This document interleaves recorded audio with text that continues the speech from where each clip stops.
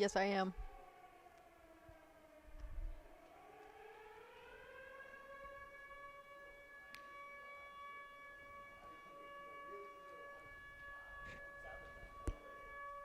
Thanks.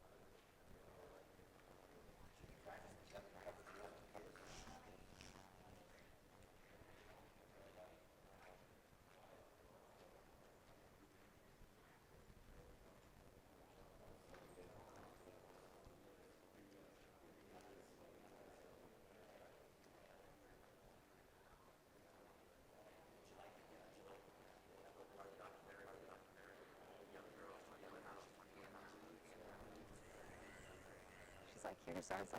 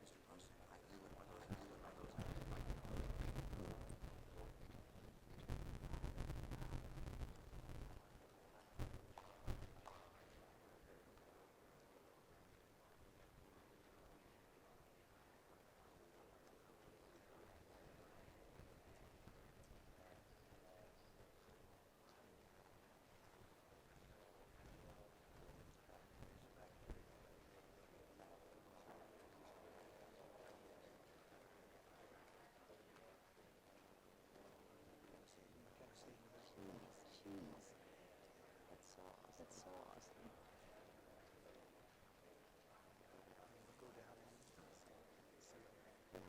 You'll have to send those.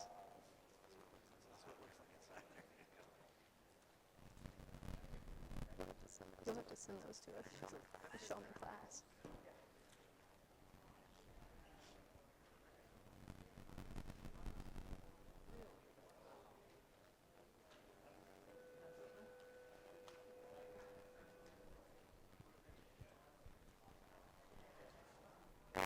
All right, welcome back from spring break here. There are 3 objectives today, so if you have not already started writing these, go ahead and start writing these down, please.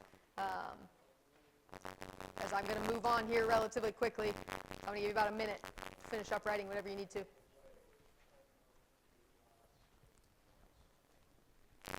As a reminder here, phones and headphones need to be put away. Okay.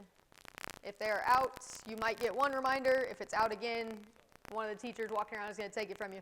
Okay? So make sure headphones are out of your ears or off, and that your phone is put away.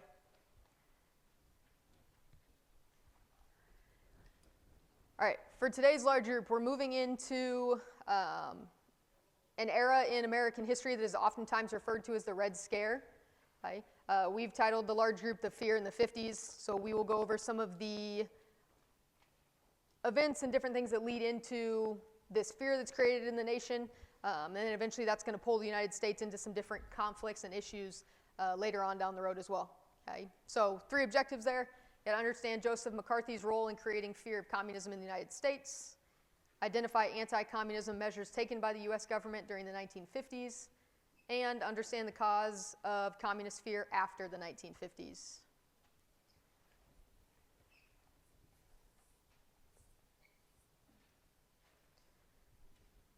I'm going to do my best to get through all of this. There are quite a few videos in here that are going to show you, hopefully give you an idea or a picture of what life might have been like during this time period. Okay?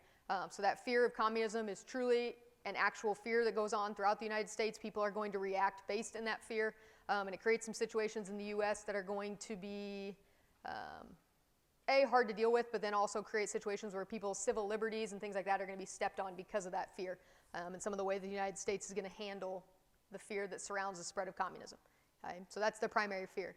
Communism is associated with the color red, which is why it's called the Red Scare. Okay? So that's where you get the correlation between the two. All right, just as an introduction here, okay? The reason why this is called the second Red Scare. So there was a fear of a spread of communism that also occurred during, or ongoing during World War I. That fear of communism is going to subside slightly as World War I comes to an end and the United States moves on into a new era. However, it never really goes away. Okay? So the second Red Scare is going to be the time period that comes following World War II, where that fear of the spread of communism is going to intensify. We've already talked about a couple of things that the United States is going to become involved in order to try and stop or prevent the spread of communism. And in large part, that's due to the fear of that ideology moving home to the United States. Okay? So the second Red Scare is a time period that we are going to be in. It's going to last from about the late 1940s into the 1950s, and then there will be some lasting impacts that will continue after the 1950s as well. Okay? The issue here with the Red Scare, primarily speaking, is going to be between the Soviet Union and the United States. Okay? Our fear of what they are able to accomplish, and we're going to talk about this towards the end, but with some technology as far as space and military technology goes. And then this fear that there are people living in the United States who are selling secrets and information over to the Soviet Union, which will allow the Soviet Union to grow communism. That's where that scare comes from. There's going to be some, we call them kind of like witch hunts of people within the U.S. That are labeled as communists or associated with spying or espionage that the U.S. is going to use to move forward in this era. Okay? He is going to go into a brief summary of the era as a whole, and then we're going to start getting into some of the specifics here in the next couple sections. Hi, my name is Rico Williams. I'm a historian, and here are some things that you need to know in order to sound smart about the Red Scare. Although most people associate the Red Scare with the era of Joseph McCarthy from the 1950s, in fact, there were two major Red Scares. The first Red Scare took place during World War I. After the Bolshevik Revolution in Russia, during the First World War, fear of communism reached its height. In the period after the Second World War, Americans were increasingly concerned that the anti-democratic and totalitarian nature of communism would spread and even infiltrate the United States. One of the common traits shared by both Red Scares was red baiting, the practice of identifying and attempting to out or uncover suspected communists within the United States government. One of the chief conduits for ferreting out communists was the House Un-American Activities Committee. Although it had been first formed in 1938, it reached the height of its power, and some would say its insidious purpose, during the 1950s Red Scare. Southern politicians often branded political subversives with whom they disagreed as communists. In Alabama and Mississippi, for example, the NAACP, which was a civil rights organization, was banned as a communistic influence. The second Red Scare perhaps took its greatest toll on artists and entertainers, people like Paul Robeson, Arthur Miller, and others who were unable to work because of being branded as suspected communists or communist sympathizers. Okay, so along with this fear of the spread of communism, okay, there's this fear that atomic warfare is going to end humankind as we know it. Okay? In the United States specifically, that fear of atomic warfare is going to come almost directly with the Soviet Union successfully testing a nuclear weapon in 1949. Okay? So the United States has used a nuclear weapon by this point. Now the Soviet Union has successfully tested one of their own. Okay? Once they test that nuclear weapon, there is this idea that comes about that somebody within the United States sold nuclear information to the Soviet Union. That the reason why they were able to create their own successful nuclear weapon is because somebody stole our information that we use to create our own and sent it over to the Soviet Union.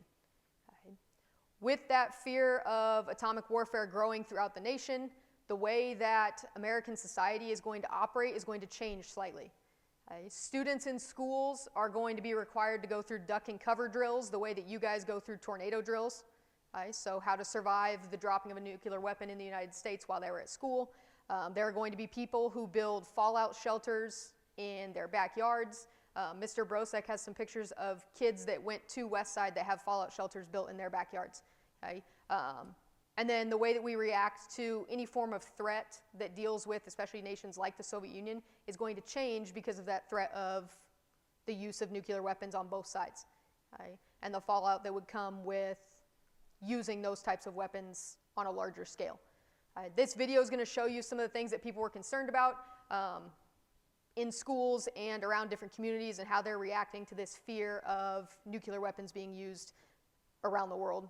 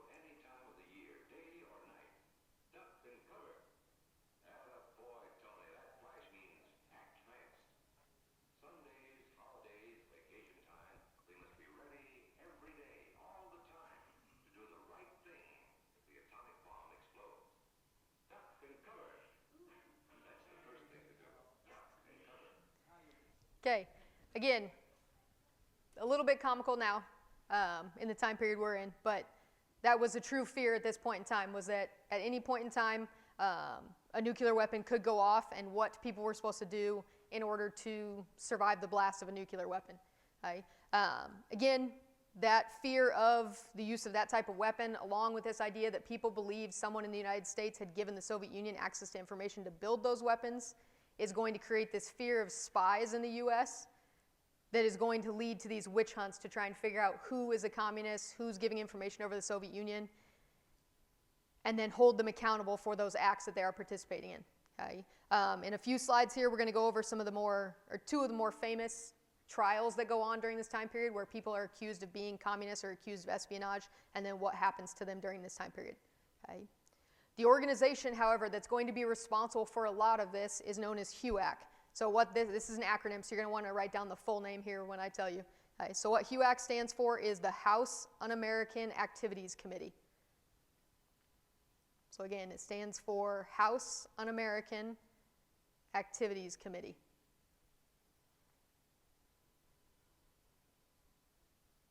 It was created in 1938 initially to help combat some of the ideology that came from the Nazi Party, but very quickly towards the end of World War II and as we move out of that era, the committee itself is going to switch its focus to the prevention of the spread of communism.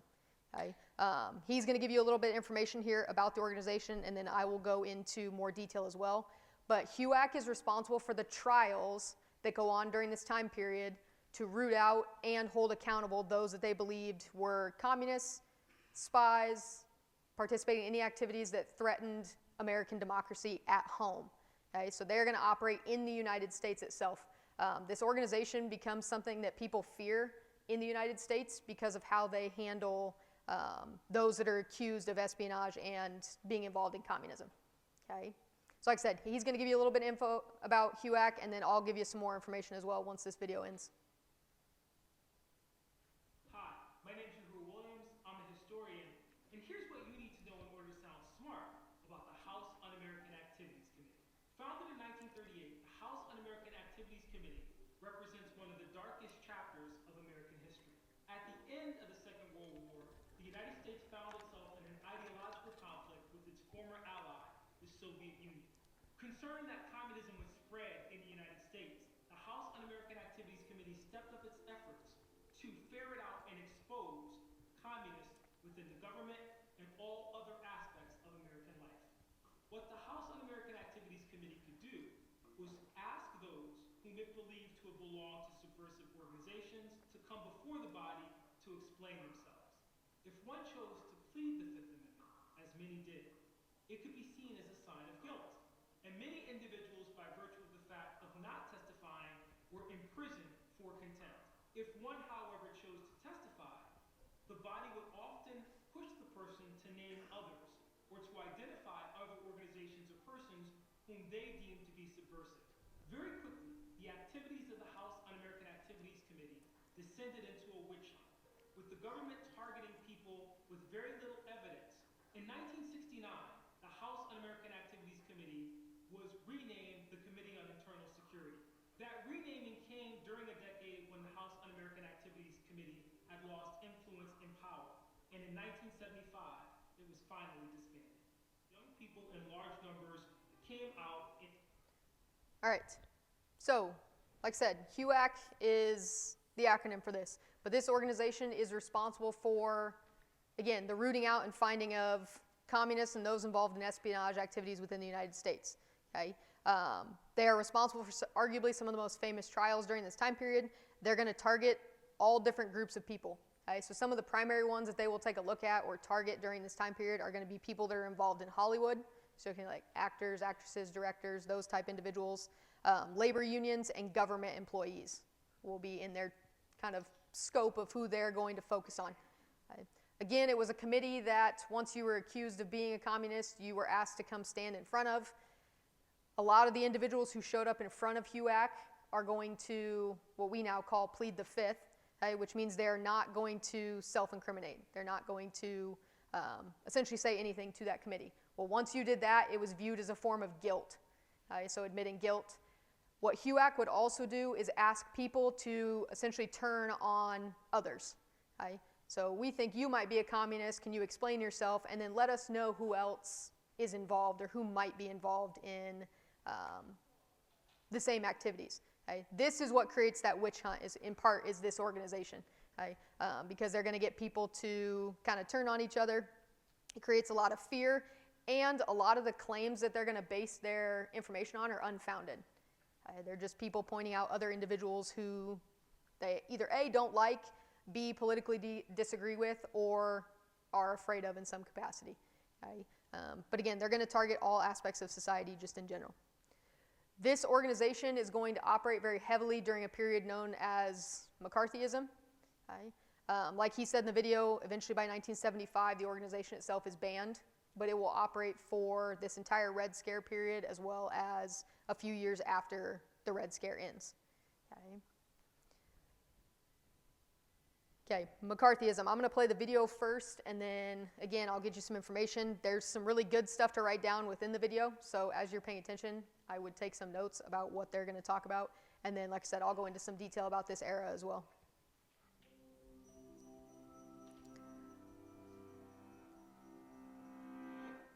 Imagine that one day you're summoned before a government panel. Even though you haven't committed any crime or been formally charged with one, you are repeatedly questioned about your political views, accused of disloyalty, and asked to incriminate your friends and associates. If you don't cooperate, you risk jail or losing your job. This is exactly what happened in the United States in the 1950s as part of a campaign to expose suspected communists. Named after its most notorious practitioner, the phenomenon known as McCarthyism destroyed thousands of lives and careers. During the 1930s and 1940s, there had been an active but small communist party in the United States. From the start, the American Communist Party faced attacks from conservatives and business leaders, as well as from liberals who criticized its ties to the oppressive Soviet regime. During World War II, when the USA and USSR were allied against Hitler, some American communists actually spied for the Russians. When the Cold War escalated and this espionage became known, domestic communism came to be seen as a threat to national security. But the attempt to eliminate that threat soon turned into the longest-lasting and most widespread episode of political repression in American history. Spurred on by a network of bureaucrats, politicians, journalists, and businessmen, the campaign wildly exaggerated the danger of communist subversion. FBI Director J. Edgar Hoover used the resources of his agency to hunt down such supposed communists and eliminate them from any position of influence within American society. And the narrow criteria that Hoover and his allies used to screen federal employees spread to the rest of the country. Soon, Hollywood studios, universities, car manufacturers, and thousands of other public and private employers were imposing the same political tests on the men and women who worked for them. McCarthy, a Republican senator from Wisconsin, became notorious by flaunting ever-changing lists of alleged communists within the State Department. Egged on by other politicians, he continued to make outrageous accusations while distorting or fabricating evidence. Many citizens reviled McCarthy, while others praised him. And when the Korean War broke out, McCarthy seemed vindicated. Once he became chair of the Senate's Permanent Subcommittee on Investigations in 1953, McCarthy's recklessness increased. It was his investigation of the Army that finally turned public opinion against him and diminished his power. McCarthy's colleagues in the Senate censured him, and he died less than 3 years later, probably from alcoholism.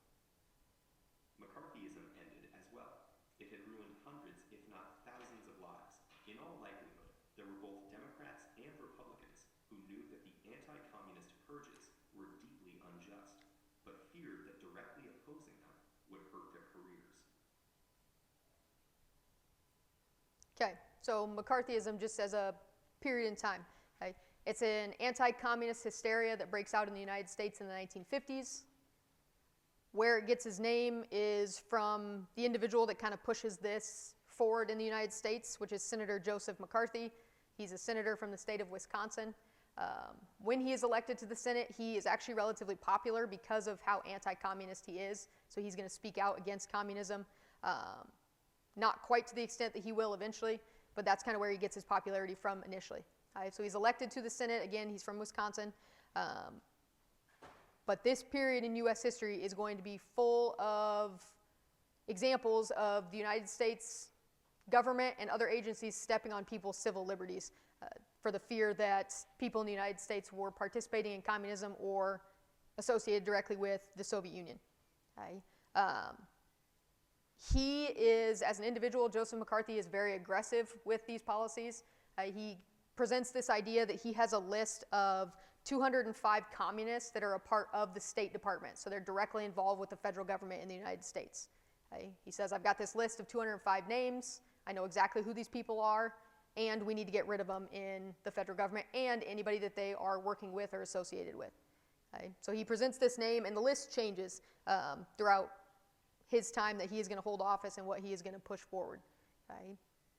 Like I said, it's a relatively dark period in U.S. history just for what they're going to do during these witch hunts and trying to figure out who's a communist and who's not, and how they're going to handle some of the trials that will come about during this time period. Okay?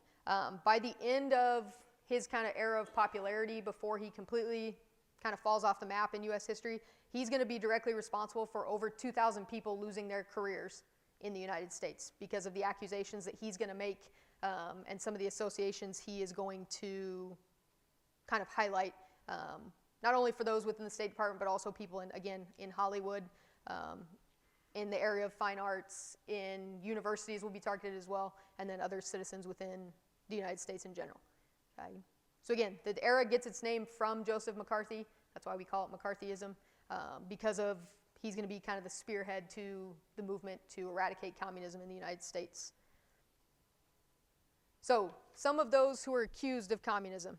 Okay? There's a couple very famous cases. We're going to take a look at two of them. So on your handout, I believe you have Alger Hiss and the Rosenbergs. Okay? So we're going to start with Alger Hiss. Okay? He was an advisor to FDR, so he is directly involved in the goings-on of the federal government. He is accused of being a Soviet spy, and arguably his case becomes one of the famous espionage cases in U.S. history. So again, accused of being a spy by a man named Whittaker Chambers, who was actually a former communist, so he was associated with the Communist Party. He is going to testify before HUAC that Hiss has been a Soviet spy since the early 1930s. Okay, so that he's been involved with the Soviet government from that time period. Okay. Alger Hiss is going to deny all of these allegations, but there comes a point where there are these documents that pop up that are known as the Pumpkin Papers. Okay. So they don't have a ton of evidence as they're going through this accusation and arrest period, and he goes on trial, until all of a sudden this evidence shows up that they call, like I said, they call the Pumpkin Papers. Okay. So supposedly Chambers has these documents that Hiss is directly associated with. Okay. They're documents that have information about the United States federal government, some of the nuclear programs in the United States, and then some other information about individuals within the U.S. as well. Okay. Supposedly these documents were sent to the Soviet Union by Hiss. Okay. Chambers says he basically intercepts the documents and he hides them in a hollowed out pumpkin, which is why they're called the Pumpkin Papers. So investigators go retrieve these documents, and those are going to be used as evidence in Alger Hiss's hearing. So what ends up happening? In 1950, Hiss is actually going to be convicted of perjury. He will not be found guilty of an espionage charge because it outdates the statute of limitations, so it's too far past when the date actually happened. So he's found guilty of perjury, and Alger Hiss will serve 5 years in federal prison. Now, whether those documents are legitimate documents or not is one of the debates. Some historians believe that those documents were falsely created in order to kind of fit the agenda of the time period of McCarthyism, and some believe that they may have had some accuracy to them. Again, a lot of that's still up for debate. What this creates, though, with Alger Hiss is this fear of double agents. So people acting as, or having office or acting on behalf of the United States, but also doing the same thing for the Soviet Union. So double agents becomes a huge fear during this time period. Another famous trial is going to be the Rosenbergs. So Julius and Ethel Rosenberg are an American couple that is going to be convicted of espionage. So they're going to be found guilty of spying for the Soviet Union. Kind of some key events. So Julius is an electrical engineer, and Ethel, who is his wife, are going to be arrested as part of a Soviet spy ring. So they're not the only two that are arrested. They are going to be charged with, or they will find evidence that they were sharing nuclear information with the Soviet Union. Okay? Those two are put on trial and found guilty in 1951. Where this case becomes very well known is with the punishment. Okay? So in 1953, despite protests in the United States and internationally, both Ethel and Julius are going to be put to death in the United States. Okay? They are the only U.S. citizens that are going to be or serve a death penalty sentence during peacetime for espionage in the U.S. Okay? So they're actually executed because of the involvement, supposedly, that they have with this spy network.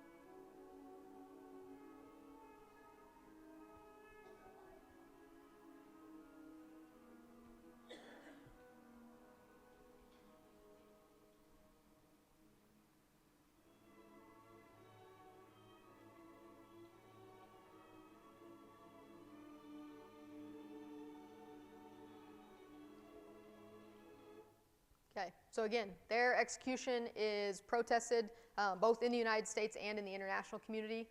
However, both of them are still executed. Okay? Supporters of the couple are going to argue that the trial is unfair because it's going to be fueled by this anti-communist hysteria. As it turns out later on, the Soviet Union is going to declassify some documents that actually confirm that Julius, was a spy for the Soviet Union. Okay? Whether or not Ethel Rosenberg had any involvement in it is, again, still up for debate. But this is going to be one of those cases that becomes a symbol of the Red Scare. It becomes a symbol of the hysteria, of the anti-communist feelings, and of how far the United States is going to go to make sure communism doesn't spread within its own borders. Okay? And kind of what that fear will fuel in the United States. Now, eventually, McCarthy is going to lose favor and support within the United States itself. Okay? So there's a couple different things that are going to lead to his decline. As far as how much sway he has in the government. But his decline from power will start in about the mid-1950s. Couple reasons. The first is the Army McCarthy hearings that happened in 1954. And again, you need to be writing some of these examples down. So McCarthy is going to accuse the U.S. Army of harboring communists. Because it is at the level that it is, these hearings are going to be televised across the United States. Okay. Where McCarthy found early success was in how aggressive his tactics were when people were being accused of being communists, harassment, some bullying that went on. Okay. Well, this is going to be the first time the American public truly gets a full glimpse of what he does during some of these hearings, okay, because it's televised for the first time, because it's the U.S. military that is being blamed. Okay. So it exposes to the U.S. people how aggressive he is, and that is very shocking to the U.S. public. Okay. So as that comes into kind of full picture, he is going to lose a lot of support from the American public. Okay. The other things that are going to start to happen, people around McCarthy are going to start to distance themselves from him. So people that had previously been supporters of him or had allowed him to kind of operate even if they weren't supporters or close friends are going to start to separate from him and take a step back because of some of the policies and some of the things that he does within the government. Okay. So a good example of someone who takes a step back during this time period is President Eisenhower. He had tolerated McCarthy up to a certain point, but now as things start to become more public and the public is getting a view of what he does, Eisenhower is going to step away and not have as close a ties or tolerate what McCarthy is, what he stands for or what he does. Okay. In 1954, the Senate is going to censure McCarthy, and they're essentially going to condemn the actions that he has taken during this period of McCarthyism. Okay? That no longer is the United States government going to stand by what he is doing, and we're not going to condone the behavior that he is associated with. Okay? Once they censure him, he kind of steps away from the public light. Okay? That will kind of be the end of his political career. Like they said in the video earlier, he will die not too long after. So in 1957, he dies at the age of 48, most likely due to alcoholism, but he will not survive for much longer after this period. Okay? When he steps away or completely falls out of the public view, that is officially seen as kind of the end of McCarthyism, is with his downfall, okay? Because he's not the one spearheading it anymore. And some of that political paranoia and some of that is going to start to subside a little bit in the United States. Okay. All right, we're going to have to get through this here relatively quickly, so just kind of bear with me. Okay.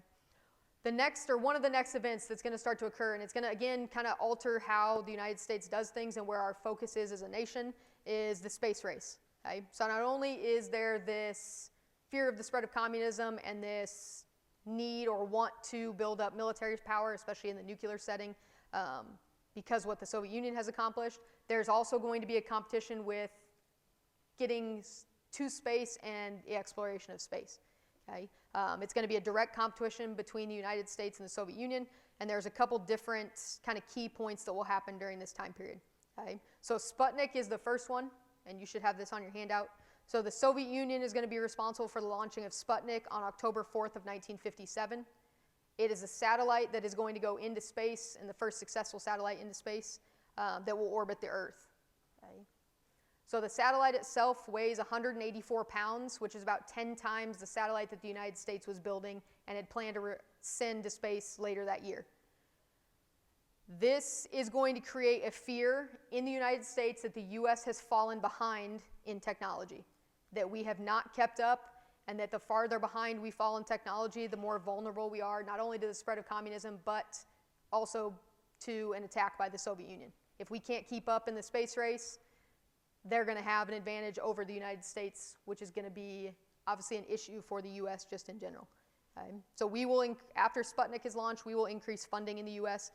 To space-related programs and the increase of technology in the same area. Okay? Later that year, as kind of a response to the launch of Sputnik, there's going to be this program known as the Vanguard program. Okay? So this is the Vanguard TV3 that you have on yours. So Vanguard TV3 is an American space mission that is going to be attempted to be launched by the U.S. Navy on December 6th of 1957. So like I said, not too long after the launching of Sputnik. And it's in response to their successful launch of a satellite. Okay. The problem is our launch of Vanguard 3 does not go well. Okay. So a couple key things here. The launch of the missile itself happens in Cape Canaveral. Shortly after liftoff, so before the rocket even hits about 4 feet into the air, it explodes. Okay? So it is a failed launch of a rocket for the United States. Despite the failure of that, the United States will continue to fund space-related programs and encourage people to become involved in STEM-related areas of study within universities and high schools to try and keep up with the United States. Okay? So although it's a failure, it's going to increase the amount of focus that the United States has on programs like this. This video here is going to show you that launch. During 1958, a large segment of the nation's scientists, engineers, and production experts were drawn together and given direction. Against this background, the 50's carried out a series of space experiments that yielded valuable data to the world's store of scientific knowledge. There were a number of failures during the year, and the United States promptly announced So this is the rocket. the first, most spectacular of these was Vanguard at the end of 1957. Okay, what that is going to lead to, and get these couple things here. I know we're getting short on time, but get these couple things written down here. Okay. There is going to be a U.S. federal law passed in 1958 in response to Sputnik and Vanguard TV3 that is going to, again, increase funding to space-related and STEM-related programs within the United States. Okay? The idea was if we increase funding and a focus on it in the U.S., we will maintain or overtake the Soviet Union in the technology that we have access to. Okay? So it was supposed to help improve American education, but again, it was supposed to focus specifically on STEM-related careers and areas of study at universities and colleges around the country. It also encouraged programs that related to high school students, so the number of programs that high school students could become involved in that directly dealt with things like science, engineering, again, space-related, science-related topics is going to increase. Okay. All right, you've got about a minute here until the bell rings. Make sure you take a picture of the notes and get those uploaded however your teacher requires.